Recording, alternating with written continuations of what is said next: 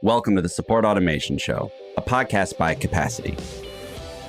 Join us for conversations with leaders in customer or employee support who are using technology to answer questions, automate processes, and build innovative solutions to any business challenge. I'm your host, Justin Schmidt. Hey, it's Justin. Before we begin into this episode, I want to apologize for the audio on my end during the interview. I forgot to record a separate audio track for myself, so we're probably going to end up using the Zoom audio. Dan still sounds great. The conversation is amazing, but you would think after 40 years of writing the word Schmidt, every time I wrote my name, I'd know how to dot an I and cross a T, but I forgot to get my audio set up. In any event, I hope you enjoy this episode. It's a good one. Good morning, Dan Steinman. Welcome to the Support Automation Show. Justin, it's great to be with you. Glad to be part of this. Thanks for asking me to join. Absolutely. Where does this podcast find you? I am in Saratoga, California, which is the southern end of Silicon Valley, south end of the San Francisco Bay Area. Spent 2 years in San Francisco myself. Absolutely love it there. Yep. How about, to get started, give a little bit of your background and your journey to Chief Evangelist at Gainsight, and I know you're involved in some other things, but maybe give the audience just a little bit of your story. Sure. Well, I won't tell the whole thing because it's been a long one and it'll take the whole time, so I'll skip over most of it. I gravitated in the early part of my career towards interacting directly with customers, found that was a sweet spot for me. So I did a whole bunch of roles that have today become known as customer success. But I had a whole bunch of titles like account manager and customer relations and customer advocacy and all sorts of other things that were dancing around that same idea of taking care of customers. And then in the early 2000s, it became customer success. Because once Mark Benioff decides that's the name of something, then that becomes the permanent name of something. And then I started doing same roles, but they were now called customer success, including VP of customer success at Marketo. And then I left Marketo shortly before their IPO to join this little company called Gainsight. It was actually called Jbera Software back then, became Gainsight, because I thought that was the next big thing, because it was tooling for customer success, meaning how do we develop a platform that helps us take better care of our customers? So I joined as Chief Customer Officer. Then I became Chief Evangelist when I stepped out of that role. Then I went to Europe, ran our European operation for 4 years. So I had the GM title, and then I came back a couple years ago and went back to the Chief Evangelist title, which just means anytime there's a group of more than 2 people who want to talk about customer success, I'm happy to join into that conversation, or even one-on-one like I'm doing with you right now. That's basically at Gainsight what the Chief Evangelist role means. I love it. Yeah, we're very familiar with Gainsight here in St. Louis, Missouri. Yeah. That's one of our claims to tech success. Yep. So here on the Support Automation Show, the first question I ask everybody after we get past our introductions and welcome is the following. When you hear the word support automation, what does that mean to you?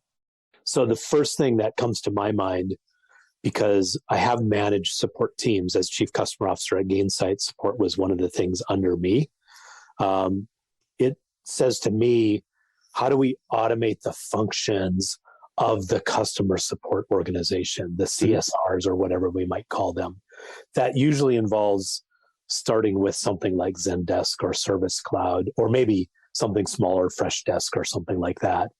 And then how do you turn what is oftentimes early in a company or early in an organization, an ad hoc, reactive kind of role, into something that's much more process-oriented, rules-based, and scalable. That's when you say automation, to me, that's saying we're doing something that makes it scalable. So that's what I think about when you say support automation. Yeah, and it's interesting when you think about scale, because scale it's the thing that basically every function in a business is chasing after. Like I've yet to talk to a business leader, an entrepreneur, an operator that doesn't want to deal with scale problems. And in customer facing roles, whether it's frontline support or you've got customer success, account management type, functions layered on top of that, as the amount of business increases, obviously the support and success functions increase with that.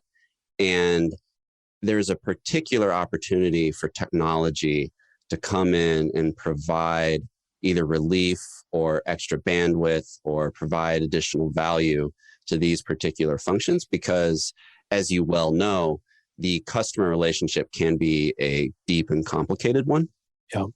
So one of the things that I'm really interested in talking with you about, especially considering you've seen the life cycle and the value chain of chief customer officer oversees success, support, and I'm sure several other things, where support and success sort of blend together, where they're separate. How do you look at that from an organizational design standpoint? It's such a great question, Justin, because there's an evolution answer to this. So early on, when we started doing customer success, one of the most important things that we did, and I had to do this at Marketo, was differentiate it from support. Because human beings do this thing whenever they hear something new, they try to pattern match it with something that either sounds like it or it sounds like it might be like it. So when you say customer success 15 years ago, people like, oh, that must be a rebranding of customer support, or it's a level 2 customer support, or it's something like customer support. And in fact, I did presentations that were all about how customer success is not customer support. In fact, in so many ways, it's the complete opposite. One is totally reactive. The other one is intended to be totally proactive. One is a cost center. The other is a revenue generating organization, and on like that. So that was early on. We had to draw a really clear line so people didn't get confused. Now, what's happened over time is that people have figured out and understand now what customer success is, that it's different than customer support. Both are necessary. And especially as a CCO, when I was doing that role, I had good, clear lines between onboarding and customer success and customer support and professional services and training and development. Those are the organizations that were under me, even renewals at some point. But then when you're in a bigger role like that, you have multiple organizations, your mind has to change about how you think about those orgs, because now there's some value in differentiating those orgs, but there's way more value in looking at all of those people as a pool of resources. And my job is to deliver the highest value possible to my customers. And when you put that hat on, you're like, the organizations don't matter at all. So a simple example, more often than not, a customer support person on average is paid less than a customer success person. So something we define as customer success, and you could be really rigid about that, might be better off done by a customer support person because they're more equipped to do it, they're less expensive, and they have the bandwidth to do it, and it enhances their job because it becomes something that's proactive. And for a lot of support people, one of the things they're looking for often is, how can I be less reactive and more proactive? And so you have to start getting those lines to be a little bit fuzzier. Early on, we had to have those really clear lines so people weren't confused about whose job was what. But then over time, I think making those lines fuzzier can actually add value, because now you're just saying who's the best equipped to deliver this value to the customer. It doesn't matter what organization you sit in. I loved your bit there about proactive versus reactive and how over time that wasn't necessarily a bifurcation between customer success and customer support, but the ability to be reactive and proactive and having the organizational and operational excellence to be able to be adequately both of those is definitely something where I think technology, and especially recently AI in those areas, becomes really apparent. One of the things that I was thinking about this morning actually is when it comes to automation in the customer lifecycle, there's automation, and let's just say automation and AI, and just bundle that together for a second. That is seen versus felt, right?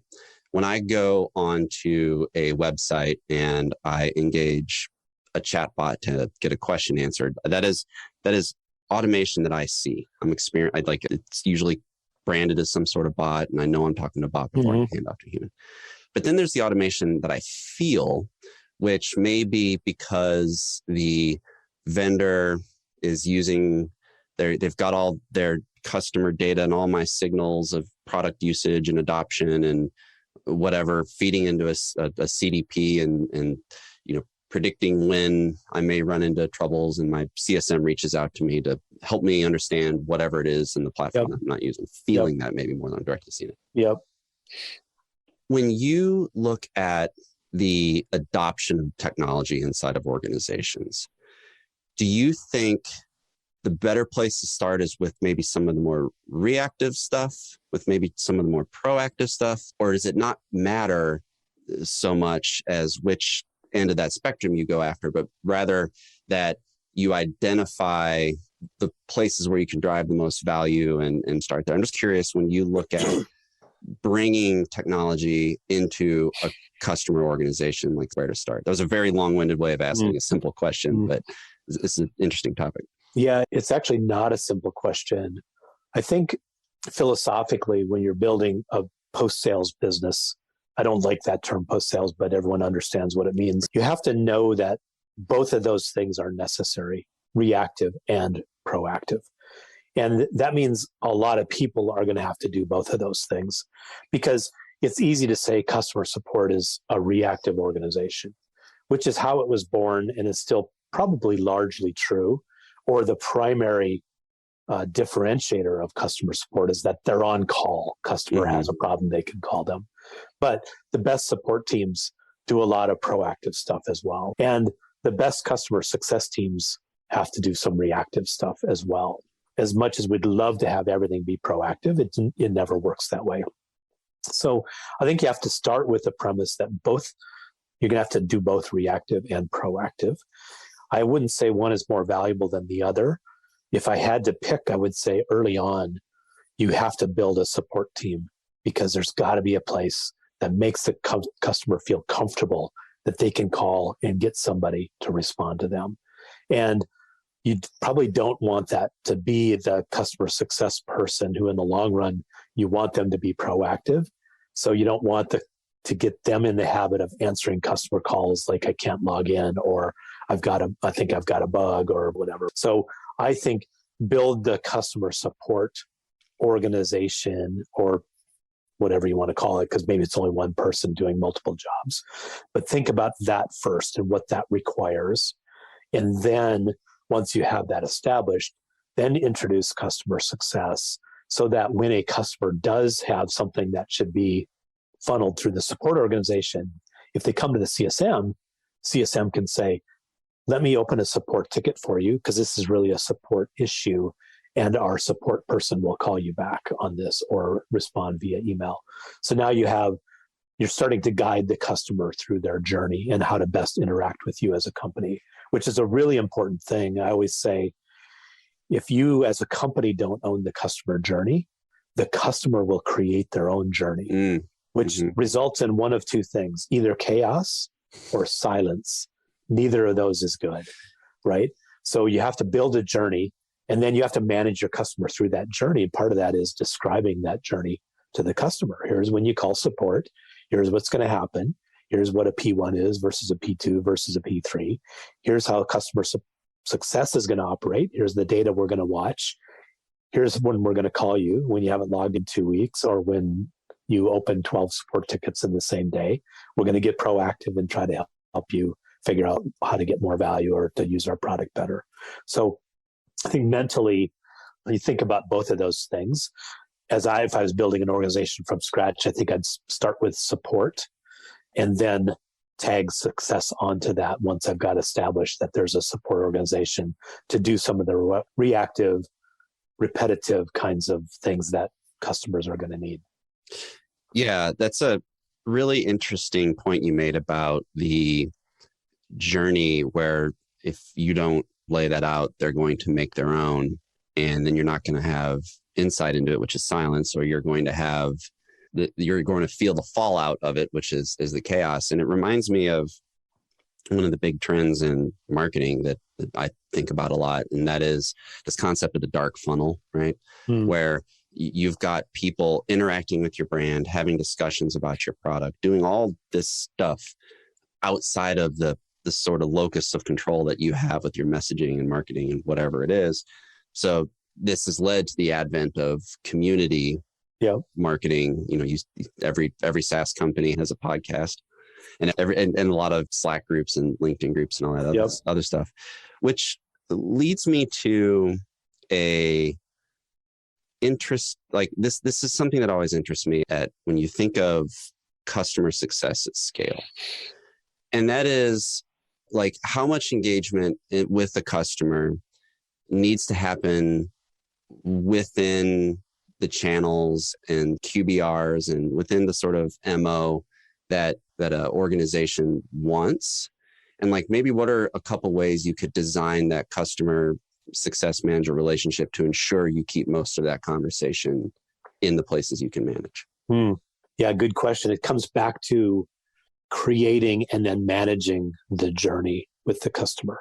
Because there's two aspects at a simple level. There's two aspects to the customer journey when you think about customer success. One is there's a set of what I call date-driven events. You could put it on a calendar. This is a high-touch customer. We're going to meet with them every week. Every month, we're going to review our metrics. We're going to do quarterly business reviews. We're going to do an on-site visit once a year. There's going to be 3 executive outreaches during the year, right? There's a set of things you're going to map out and say to the customer, here's what you could expect from us. That's the date-driven stuff. Second thing is data-driven interactions. And that is, here's the data that we're going to watch. And when these triggers go off, we're going to call you. You haven't logged in 2 weeks. It's renewal time. You're not using the new feature that we shipped 6 weeks ago in our release, right? You've never touched the reporting and analytics part of our product, whatever those things are. Right. It's all about managing customer health, right? The simple locus of this whole thing is there is a health score for every customer. The only question is, do you know what it is? And if you do know what it is, then you're managing that. Just like the analogy is customer health score is to the post-sales team what pipeline is to the pre-sales team. Pipeline is the indicator, the leading indicator of the result we're looking for, which is sales. Customer health score is the leading indicator of the result we want from a customer, which is renewal and upsell. You have to start this process by understanding the journey and mapping out the journey for the customer. Once you do that, then you can start to automate that journey.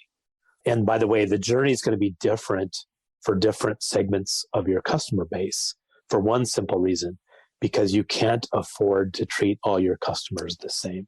Exactly. So a customer paying me $1 million a day could get a very different level of touch from me than a customer who's paying me $6 a year, right? Literal white glove support. Yeah.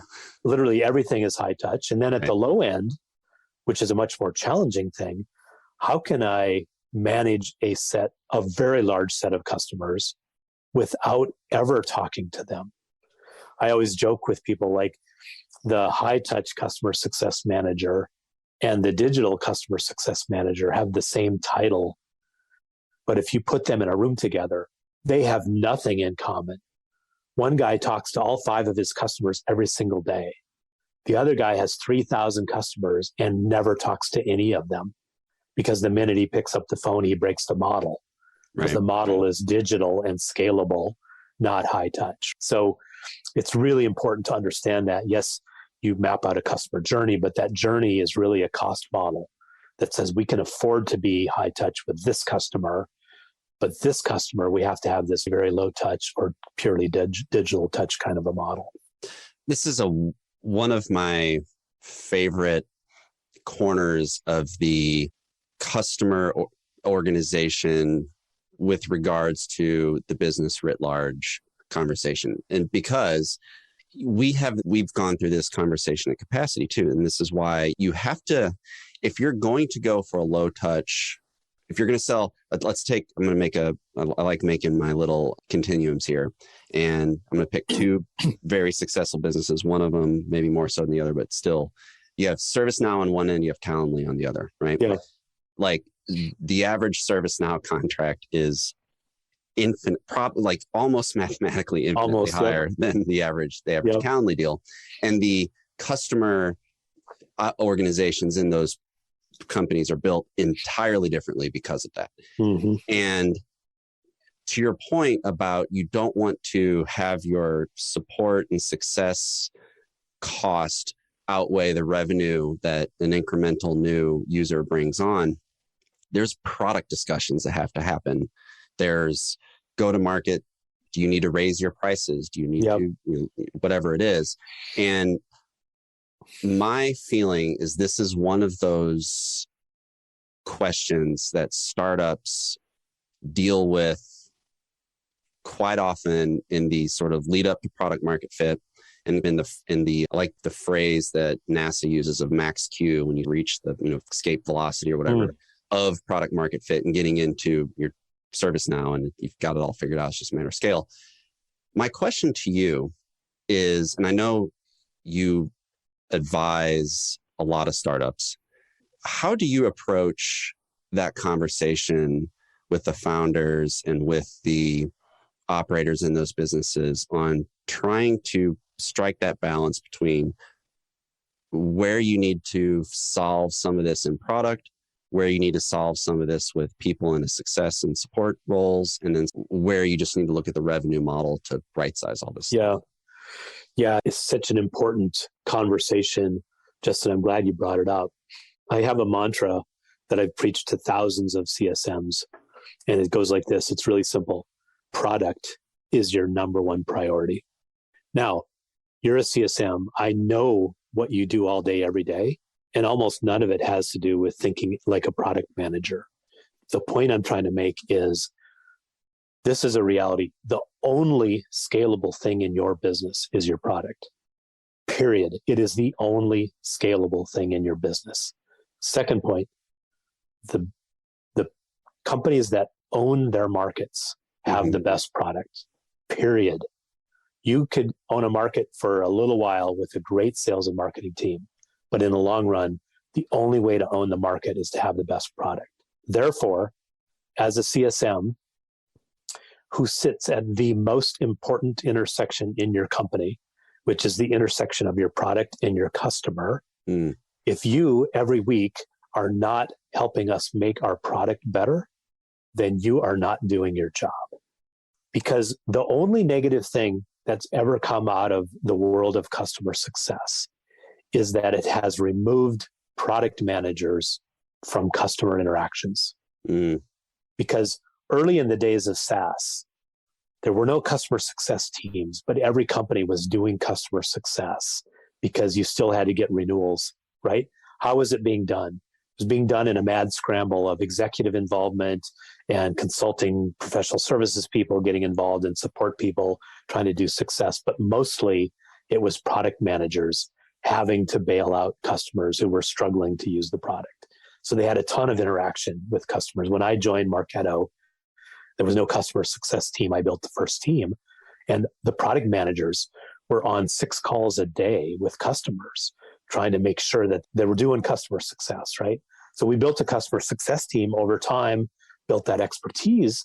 And one of the things that happened was product managers started spending way less time on the phone with customers. So therefore, this idea of figuring out product market fit and what the market needs, et cetera, became a little bit more in a vacuum, a little bit more theoretical.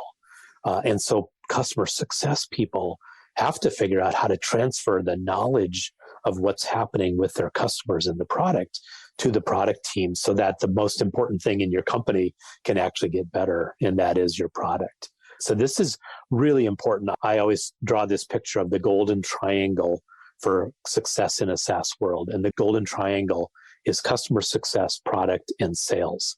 Those 3 pieces of the business have to collaborate in a really, really high level. They also have to butt heads all the time. They cannot agree on everything or they're not doing their job.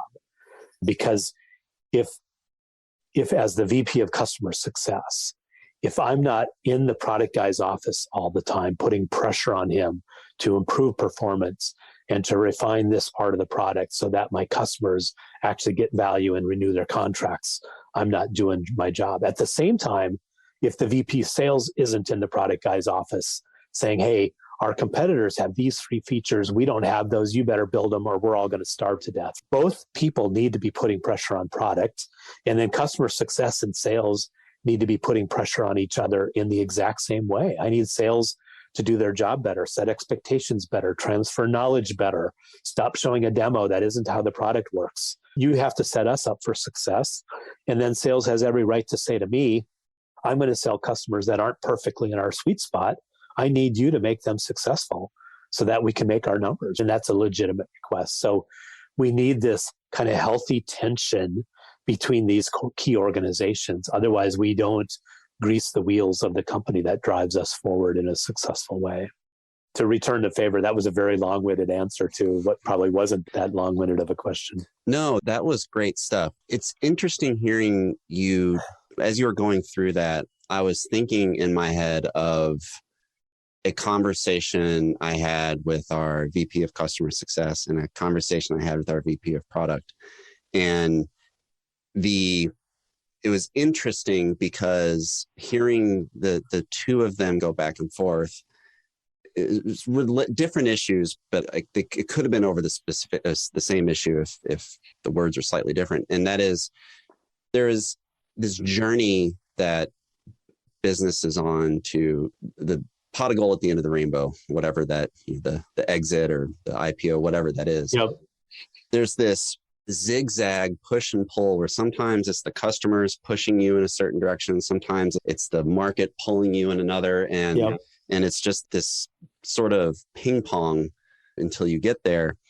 And there is a very concerted effort here at Capacity to try to make sure that we are being customer-led in the advancement of the product. Like, we've added features because people have asked for it on the simple end, but overall, I think it's a good piece of information for any budding customer leader, customer success, or even customer support leader listening to this. The product is, you need to get into their ear. Yep. And to your point with the golden triangle, I love that phrase of sales, product, and customer success working together and providing that healthy attention. Yeah. One thing I wanted to ask you, just looking at your career and all the different things you've done, and it's everything from what you did at Marketo to sort of even before that when you were working at some of these other places in customer roles, with all the advisory you've seen, with Gainsight's growth that you were there. Over that journey, when you think of what has changed and what has stayed the same, what's maybe something that looking back on after 20 years of doing this work, you're sort of surprised is still the same? And maybe what's something that changed that you were surprised it did? Yeah, I'm going to say the thing that stayed the same is actually not a surprise, because when you boil business down to its simplest form, I was having this conversation yesterday with a CEO that I'm advising as we get a kind of brand new company off the ground. You talk about so many different things. How do we market this? How do we sell it? How do we price it? Should we have these features, et cetera? At the end of the day, there's a really simple equation. I learned it at my very first startup. One of the engineers asked our CEO this question when we had about 12 people in the company. He said, what's our exit strategy? Are we trying to do an IPO? Do you think we're going to get acquired? It's way too early to even think about that. But the CEO had this perfect answer. He said, here's what I think we're going to do. We're going to build a really great product that customers are willing to pay real money for, and then we're going to make sure they get value out of it. And if we do those 3 things, I'm pretty sure everything else will take care of itself. There will be a really good exit if you can continue to do those things. So that's the one thing that hasn't changed. If you bring business back to its core, are you building a really good product, the product that actually works, delivers real value to the customer that you can charge a fair market price for? If you do those 3 things, all sorts of great things are going to happen. So that's the thing that stayed the same. And I think sometimes it's really helpful in all the complexity of our daily lives, running companies, building products, whatever, just bring it back to those core things. What's changed is, I guess it's a pretty obvious answer to me. The rapid evolvement of technology is probably the primary thing that's changed. So scalability is more achievable more quickly than it's ever been before, because that's what automation is. That's what technology does. It says we can do the same with the same, or we can do more with the same number of people, or we can do it better, right? At some point, I always ask VPs of customer success this. I said, what's your customer to customer success manager ratio? Oh, on average, we have 15 customers per CSM. I'm like, do you think that number is going to go up or down next year? Guess what? It's going up every single year. It's not going from 15 to 12. It's going from 15 to 20. How do you do that? You ask your people to work harder. And then the next year, you ask your people to work 90 hours a week. And no, that's not the answer. The answer is they're part of it that we can automate. And that has become so much better and easier in our technology world today. The advent of SaaS has changed the world in so many ways. One of the primary ways is you can now buy departmental solutions. 20 years ago, there was no such thing as a departmental solution because it all had to be hosted on site. So you had to buy Oracle or SAP or Microsoft or whatever. Today, you buy Marketo and you buy Zendesk and you buy Salesforce and you buy Gainsight and you buy Calendly and you buy Box and you buy Workday or whatever, right? Mm-hmm. It's like you can truly buy these departmental solutions. So you can scale your part of the business potentially really, really quickly, and you can add automation to it in a way that isn't disruptive to the whole business. Now you still have to worry about security and all sorts of IT things, but it is much easier to buy and implement software for your department. So scalability is more readily at our fingertips than it ever has been before. Scalability was always there. You have to do it. It's just much easier to do now. I think you can do it much faster. Right. You're the sort of department in a box. Yeah, exactly. The nature of SaaS is an interesting way to put it. It's funny you say that because actually the last person I interviewed for the show was a gentleman by the name of Lee Cockrell, who, talk about a career. He ran operations at Disney World for 40 years. And it was interesting talking to him. We're having this discussion and he just kept going back and said the same thing you did, that like the fundamental laws of business haven't really changed, right? Like you're providing value to a customer. You need to make that experience, best thing as possible.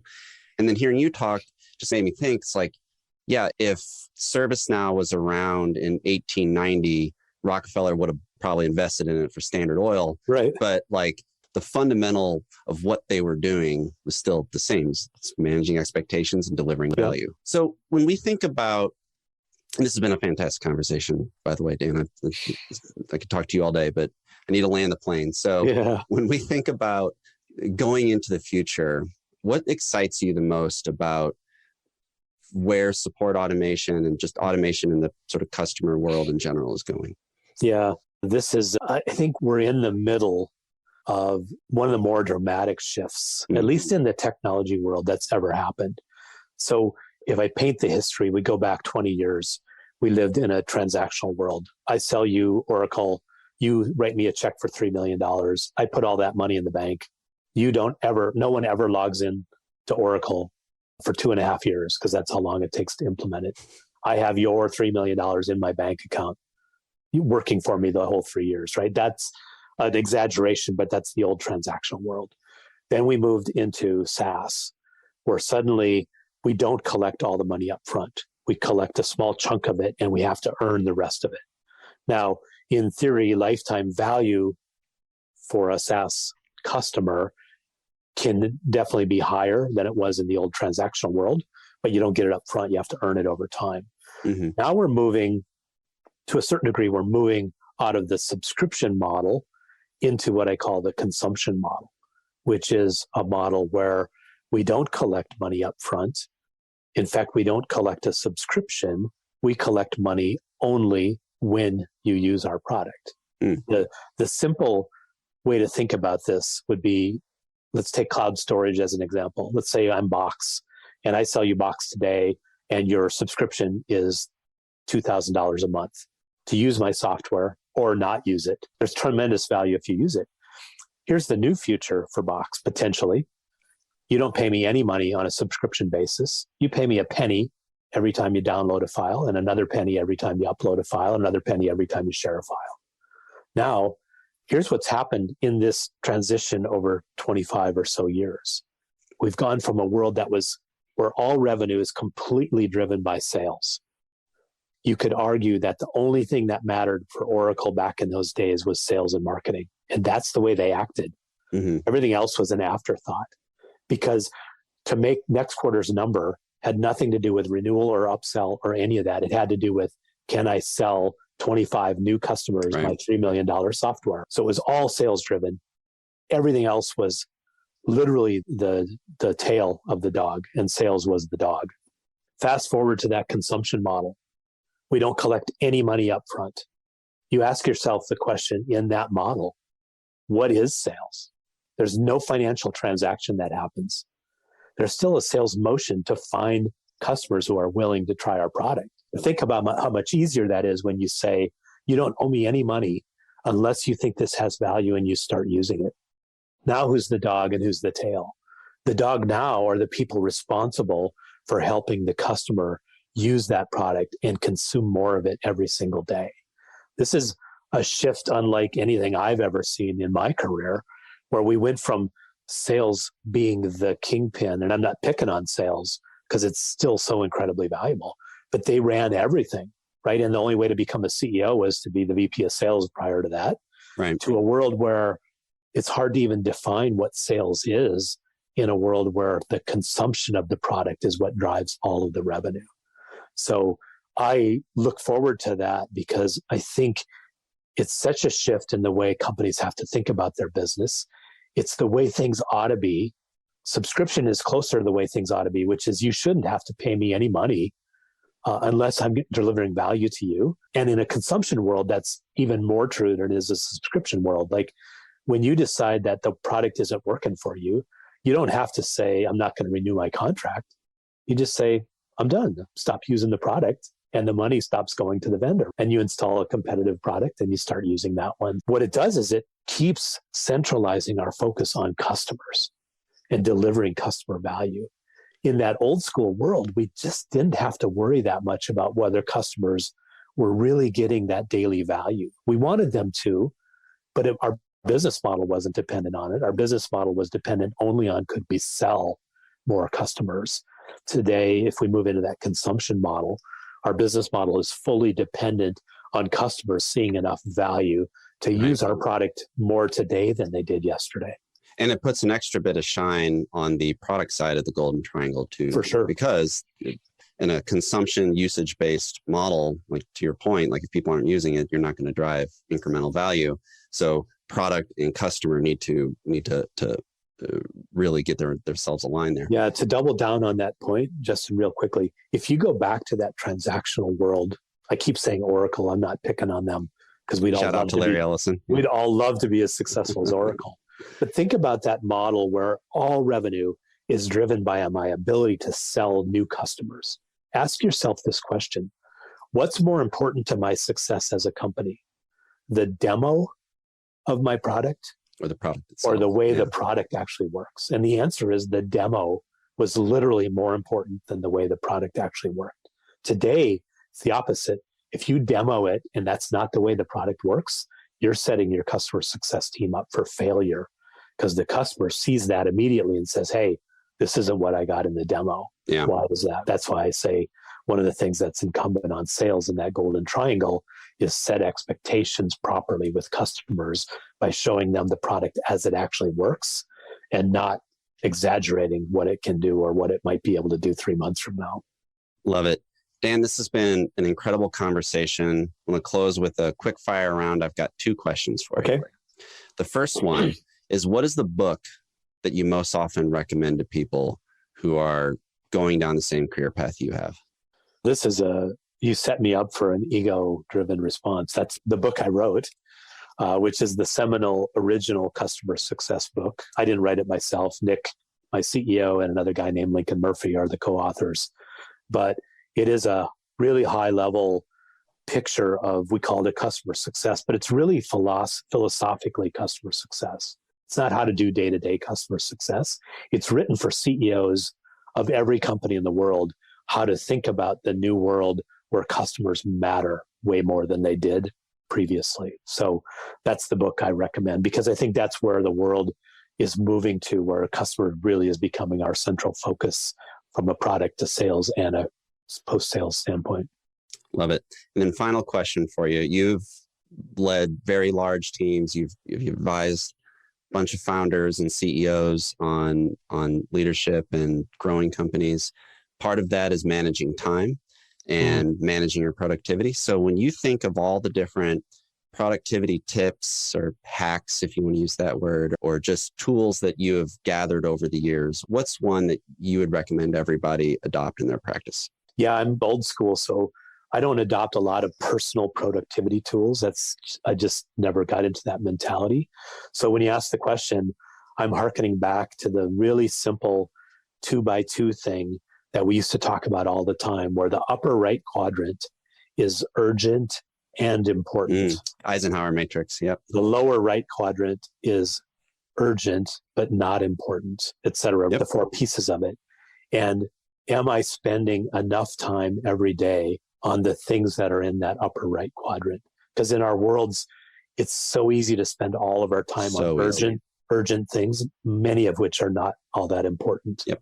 So I'd go back to a simple drawing of a 2x2 thing instead of some fancy productivity tool. The Eisenhower matrix, as it's also known, is incredibly powerful. And funny enough, I've got a Notion notebook set up to manage all my tasks, and it puts things into an Eisenhower matrix for me. So I've that's the key thing, to look at your calendar and say, in a week of 30 hours of meetings and 50 hours of time spent, am I spending at least 30 of those on things that are both important and urgent? I don't know what the right number is, but some high number like that. Absolutely. Dan Steinman, thank you so much for coming on the Support Automation Show. If people want to know more about you and Gainsight, where can they go to find that information? Yeah, Gainsight.com, of course, if you want to know about Gainsight, and find me on LinkedIn. Happy to connect with anybody listening. And I'm way more open than you might think to having one-on-one conversations, especially if they're about leadership, startups, founder mentality, or customer success. Those are my things, and I love talking about them. And all you'll owe me is a cup of coffee at Starbucks someday when we can get together. Well, Dan, next time I'm in the Bay Area, I'll look you up and I'll get you that cup of coffee. I'll take you up on that. Sounds great. This was really fun, Justin. Thanks for inviting me. Thank you for coming. Really appreciate it. And have a wonderful afternoon. Yeah, thank you. My pleasure. The Support Automation Show is brought to you by Capacity.